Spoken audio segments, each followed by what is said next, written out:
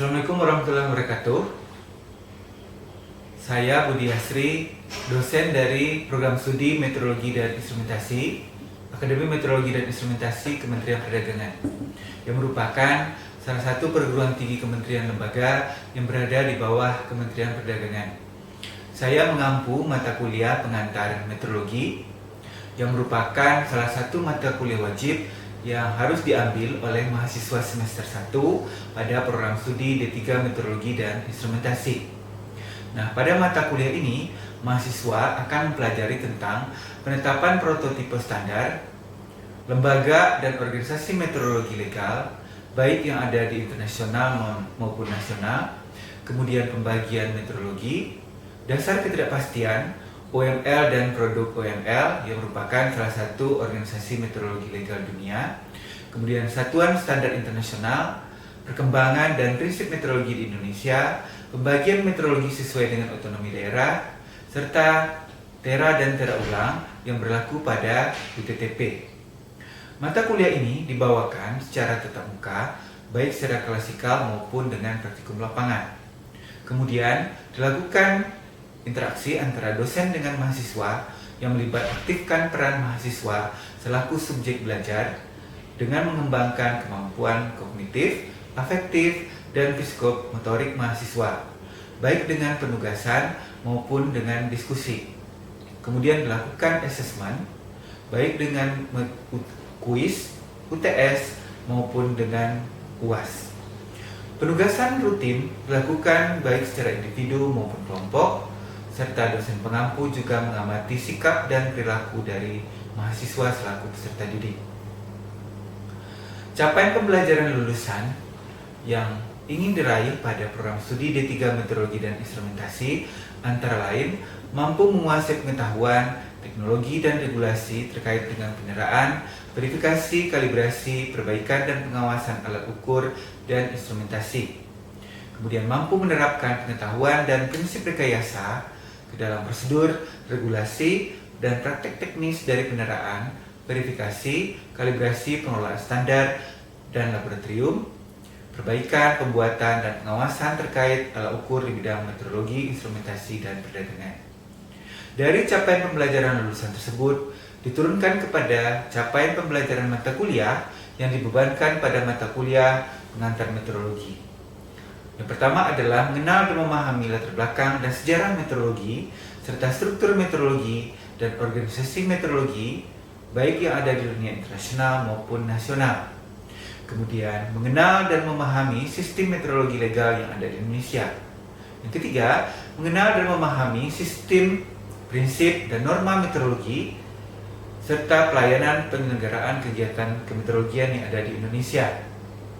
Adapun sub capaian pembelajaran mata kuliah pada mata kuliah pengantar meteorologi ini antara lain memahami dan menjelaskan latar belakang serta sejarah meteorologi, serta struktur meteorologi dan organisasi meteorologi internasional dan nasional, mampu memahami dan menjelaskan sistem meteorologi legal yang ada di Indonesia, serta mampu memahami dan menjelaskan prinsip dan norma meteorologi, serta fungsi manajemen penyelenggaraan kegiatan kemeteorologian. Pada pertemuan pertama ini akan membahas tentang pencarian standar ukuran guna penetapan prototipe standar. Selamat menyaksikan. Assalamualaikum warahmatullahi wabarakatuh. Assalamualaikum warahmatullahi wabarakatuh.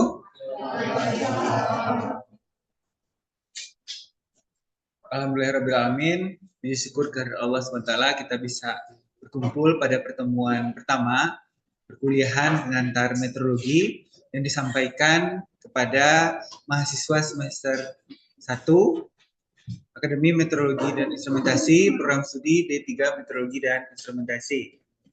Mata kuliah ini merupakan mata kuliah dasar di program studi D3 Meteorologi dan Instrumentasi yang memberikan dasar-dasar pemahaman dan pengetahuan bagaimana ilmu meteorologi diterapkan dalam kehidupan sehari-hari, terutama terkait dengan pengukuran.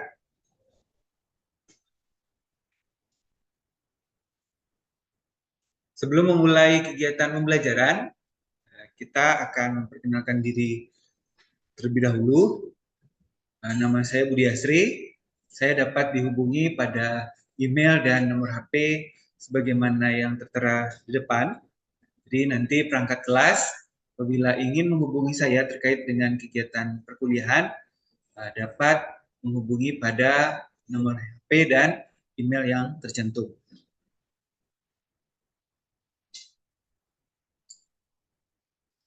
Jadi mata kuliah ini bertujuan agar mahasiswa mampu memahami dan menjelaskan latar belakang sejarah meteorologi.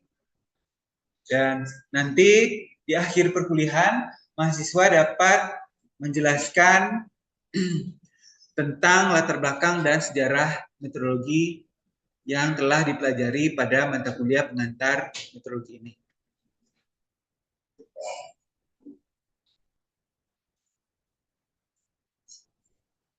Nah, untuk sejarah meteorologi sendiri dibagi menjadi pencarian dasar ukuran, kemudian pencarian standar ukuran, kemudian konvensi meter, kemudian penetapan standar internasional. Nah, pencarian dasar ukuran pada mulanya dimulai dari kegiatan perdagangan, bahwa kegiatan perdagangan menjadi salah satu tolak ukur dalam pengembangan pengukuran di dunia, terutama pada masa lalu, yaitu dimulai dari perdagangan sistem barter. Barter berarti si Joni dengan si Mahir ingin mempertukarkan barang untuk memperoleh kebutuhan mereka sehari-hari. Joni memiliki buah-buahan dan Mahir memiliki ayam. Kemudian mereka saling bertukar. Karena dalam hal ini Mahir membutuhkan buah-buahan dan Joni ingin mendapatkan ayam untuk pemenuhan kebutuhan lauk pauknya.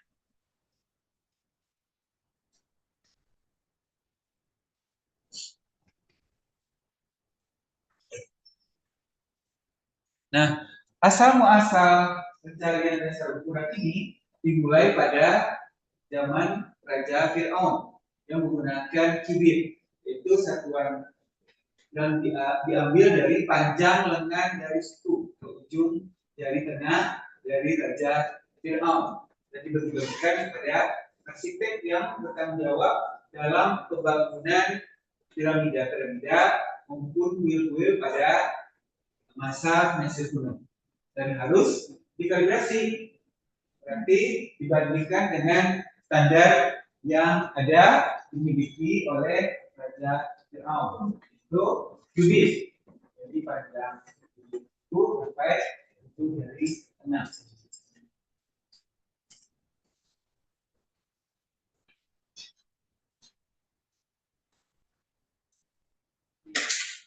Nah, di Eropa pada abad ke-17 jasa perdagangan meningkat tajam dengan dunia-dunia di belahan timur. Nah, pada waktu itu para ahli mengemukakan ide bahwa untuk satuan ukuran berdasarkan tubuh manusia harus ditinggalkan dan digantikan kepada satuan dasar ukuran yang berdasarkan universal atau dari alam. Di mana Christian Huygens mengusulkan panjang pendulum sekon, kemudian Gabriel Newton dari Prancis mengusulkan dasar alam harus dari benda bumi.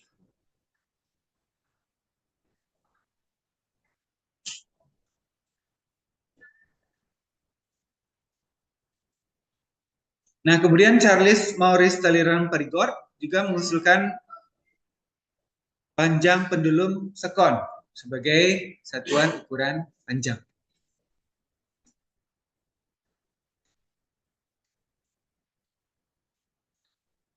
Nah, pada zaman Mesir kuno pada 3000 sebelum Masehi, ini adalah kubit yang digunakan oleh Raja Fir'aun.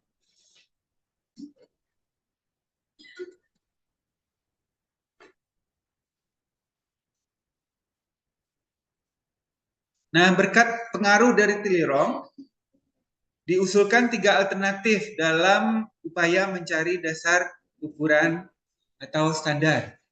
Misalnya menentukan panjang pendulum sekon pada garis lintang 45 derajat. Namun ide ini ditolak oleh Inggris dan Amerika Serikat. Kemudian mengukur garis khatulistiwa dan mengukur garis meridian bumi.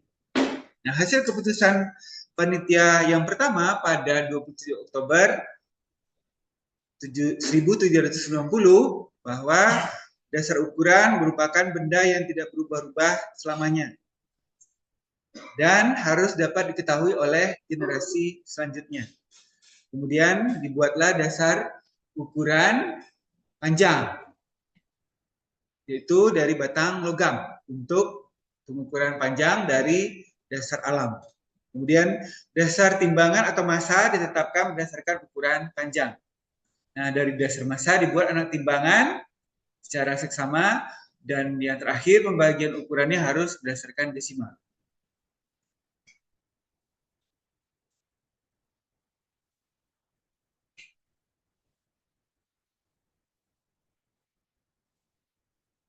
Nah, kita lihat bagaimana peran para ahli yang terlibat dalam perkembangan disiplin ilmu meteorologi.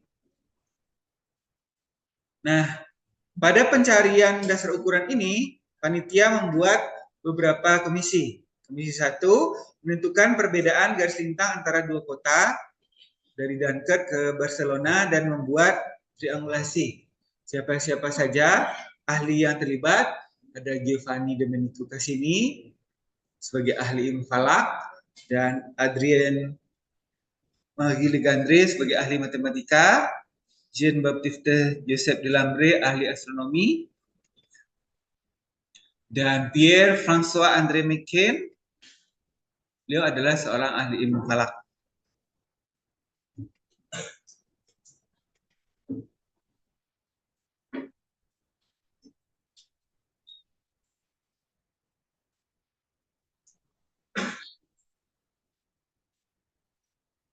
Nah, kemudian Komisi 2 mengukur triangulasi, yaitu Gaspard Monge, Jean-Baptiste Marie Musnir de Laplace.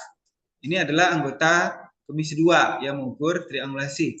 Kemudian Komisi 3 menentukan panjang pendulum sekon dari Jean-Charles de Borda, seorang ahli fisika. Kemudian Agustin Coulomb, seorang ahli fisika.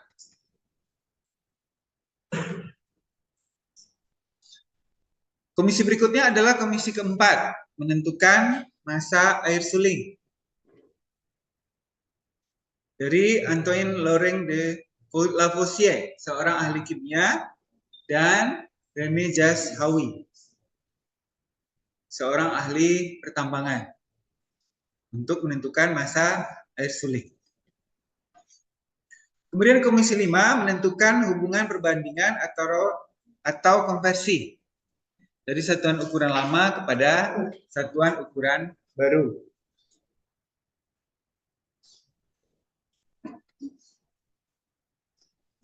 Nah, dalam masa pencarian dasar ukuran ini terlibat banyak ahli dan peralatan yang digunakan pada masa itu saat masih berlangsungnya Revolusi Prancis.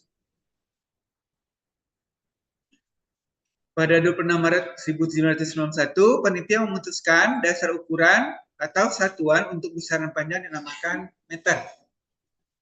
Dasar satuan ukuran untuk besaran massa dinamakan kilogram. Jadi ini pertama kali muncul istilah untuk meter dan kilogram. Kemudian 1 meter sama dengan panjang 1/10⁻⁷ dikali 1/4 meridian bumi yang melalui kota Paris pada 0 derajat Celcius. Ini merupakan definisi pertama dari Prancis. Kemudian berikutnya, 1 kilogram sama dengan massa air suling dalam 1 kubus sama sisi yang sisi-sisinya sama dengan 1/10 meter pada suhu 4 derajat Celcius dalam ruang hampa. Ini merupakan definisi kilogram pertama menurut Prancis.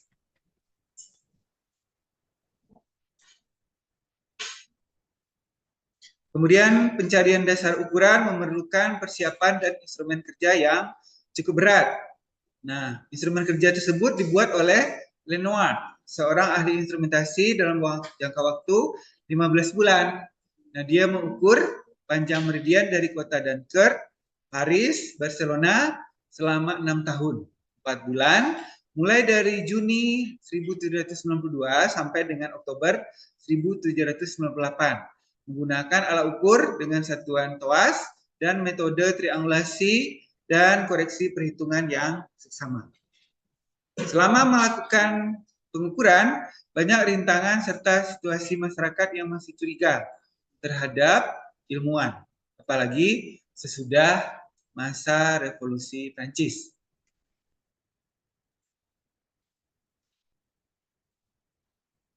Nah, kemudian dengan penuh dedikasi, dengan perjuangan, didapatlah hasil yang cukup memuaskan terkait dengan panjang 1/4 meridian bumi.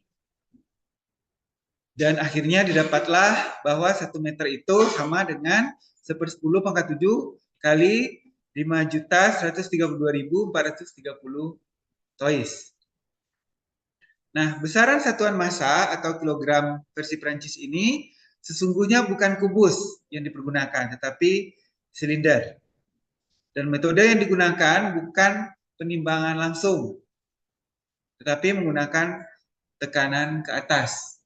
Nah, dengan melakukan penimbangan berulang-ulang dan memperhitungkan koreksi, akhirnya didapat 1 kilogram sama dengan massa 1 desimeter kubik air suling pada suhu 4 derajat Celcius. Atau massa 0,9992072 unit. Terkait dengan massa 1 kilogram.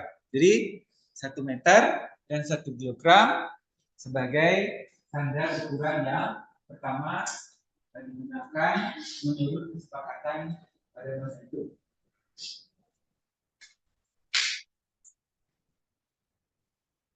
Nah, untuk perwujudan standar fisik dan meter dan kilogram ini, di mana standar meter haruslah dibuat dari bahan platina murni.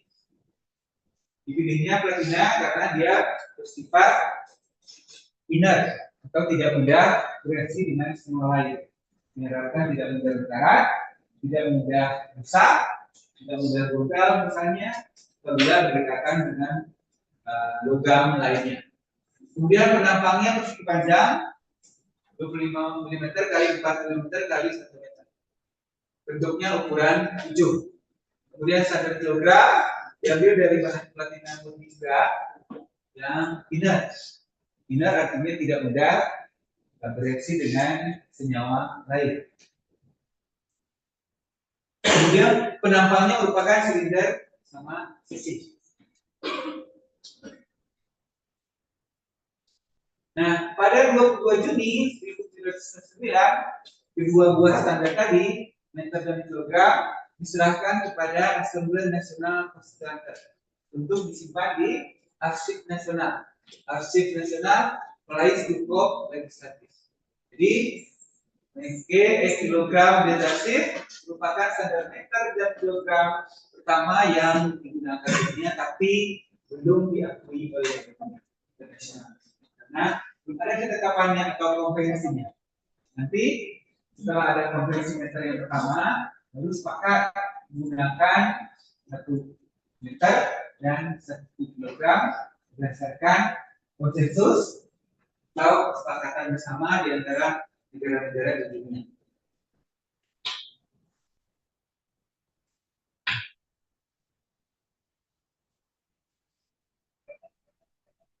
Nah, tadi kita lihat bahwa banyak disiplin ilmu yang mendukung meteorologi. Nah, disiplin ilmu apa saja kira-kira?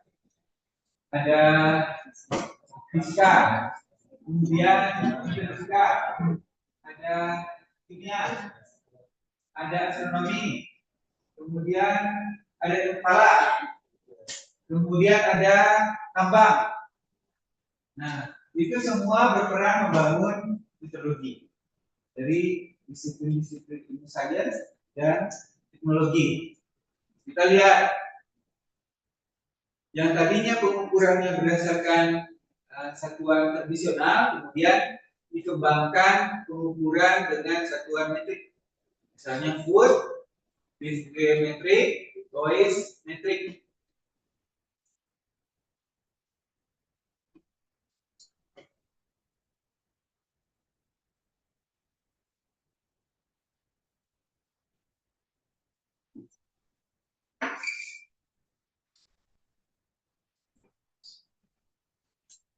Nah, sistem pengukuran tersebut hanya digunakan pada sampai tahun 1837.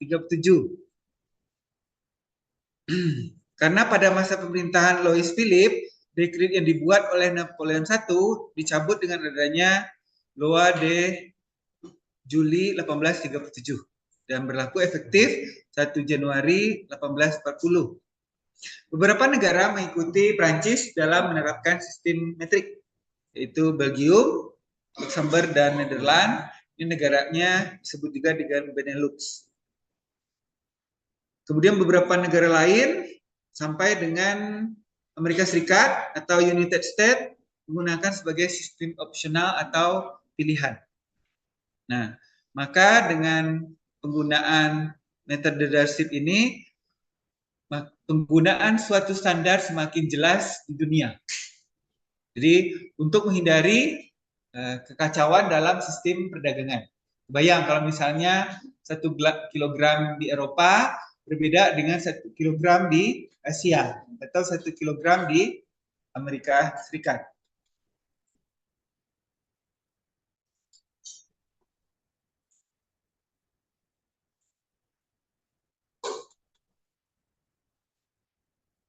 Kemudian berikutnya juga diadakan konferensi geodesi internasional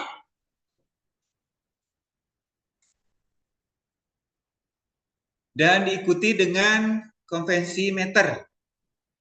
Ya, hasil konvensi meter ini nanti akan digunakan oleh seluruh negara di dunia. Pada konvensi meter di sini disebutkan bahwa prototipe standar meter harus berbentuk ukuran garis, di mana meter didefinisikan sebagai jarak antara dua garis yang ditandai pada batang, sehingga dapat meminimalisir terjadinya kerusakan yang mungkin terjadi pada ukuran ujung. Ada yang masih ingat perbedaan ukuran garis dengan perbedaan ukuran ujung? Kalau yang saya pegang seperti ini ukuran garis atau ukuran ujung? Ujung. Kalau misalnya di sini sudah ditandai, itu adalah ukuran garis. Jadi ada penanda garisnya untuk menetapkan besaran atau besar dari ukuran yang ingin kita amati. Baik, dari pertemuan hari ini kita dapat menyimpulkan bahwa pertama, pencarian dasar ukuran dimulai pertama kali pada zaman Raja Fir'aun yang menggunakan satuan ukuran tubuh manusia. Satuan ukuran tubuh manusia yang digunakan dikenal dengan nama kubit. Kubit ini berasal dari panjang siku raja sampai ujung jari tengah. Kemudian pada perkembangan berikutnya, pencarian dasar ukuran ini berlangsung di Eropa.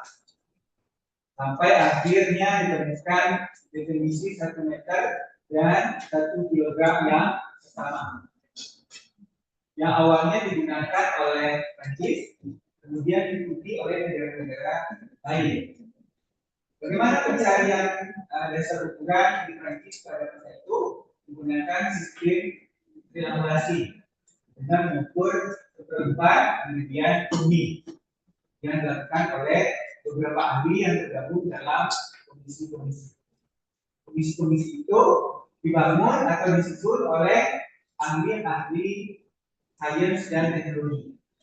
Dan berikutnya lagi, bahwa perkembangan disiplin ilmu meteorologi berdasarkan disiplin ilmu pendukungnya dari sains dan teknologi, yaitu disiplin ilmu, kimia, matematika, fisika, apalagi astronomi, alat, tambangan, dan lain-lain.